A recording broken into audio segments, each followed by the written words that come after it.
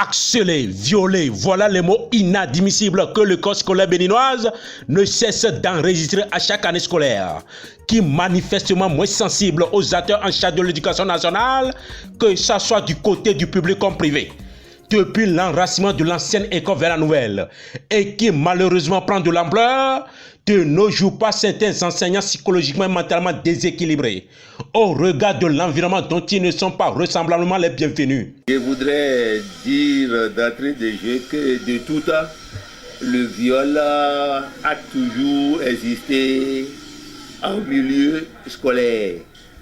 Disons que c'est un phénomène qui existe dans toutes les couches, dans toutes les branches de la société. Or, l'école fait partie de la société dans laquelle nous sommes. S'il y a des balades dans la société, ces balades forcément vont se retrouver aussi dans les écoles. Si autrefois on ne parlait pas du sujet avec beaucoup d'importance comme on le fait aujourd'hui, c'est simplement parce que vous allez constater vous-même que aujourd'hui la communication a pris de l'ampleur avec les réseaux sociaux, avec la télévision, tout ceci. Donc le phénomène est de plus en plus évoqué. Sinon, nous, quand on avait commencé à travailler déjà dans les années 80, le phénomène existait. Beaucoup d'enseignants ont fait la prison pour avoir violé de petites filles. Ça a toujours existé. Mais les réseaux sociaux ont fait aujourd'hui que lorsque ça se produit quelque part très rapidement, la lumière est faite sur le problème, l'intéressé est mis à nu et la presse s'accapare du sujet et puis bon, c'est évoqué rapidement et tout le monde en parle. Un acte crapuleux consenti par ces enseignants indélicats qui ont perdu à grande échelle leur sens de moralité. Aujourd'hui, étonnés plus d'eux qui n'ont jamais connu pareille chose durant leur parcours scolaire. Comme fut le cas de Pulchérie Aïtieme, institutrice de carrière, crachait son degré d'amertume vis-à-vis de ses collègues enseignants qui sont censés de tracer un modèle pour la jeune génération. Pour dire la vérité, depuis que je suis en train de fréquenter, je n'ai jamais assisté à ce genre de choses, mais je ne pense pas que ça soit une bonne chose. Je suis vraiment contre ce genre de comportement vis-à-vis de ceux qui sont victimes et ceux qui se permettent le vilain luxe de poser ce genre d'actes. Il y a le manque de conscience de ces enseignants qui sont vraiment malhonnêtes, inconscients de poser ces genre d'actes envers leurs propres écoliers, leurs propres élèves.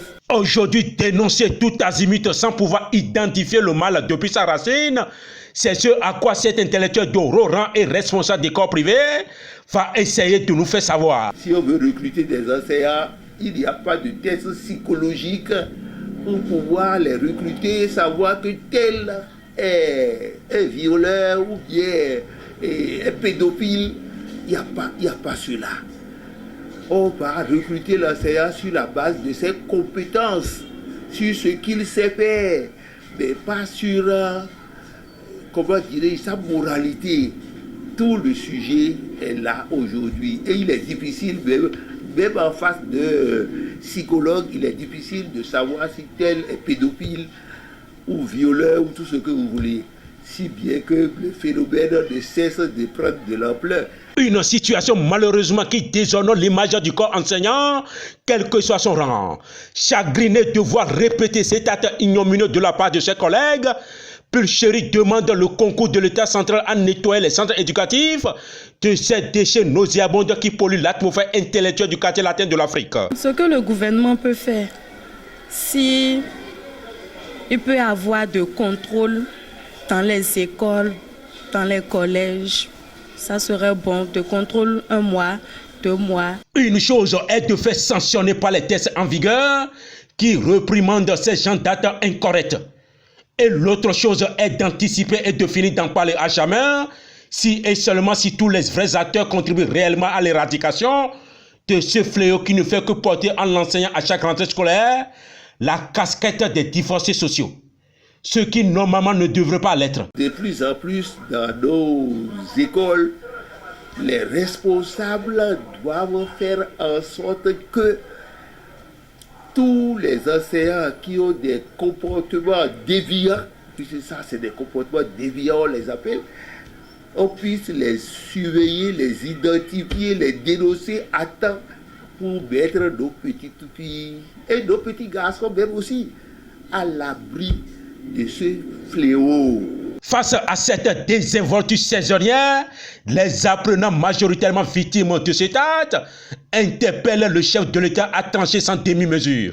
Je condamne fortement ces instituteurs qui posent ces genres d'actes. Je demande au président de la République de prendre des dispositions fermes.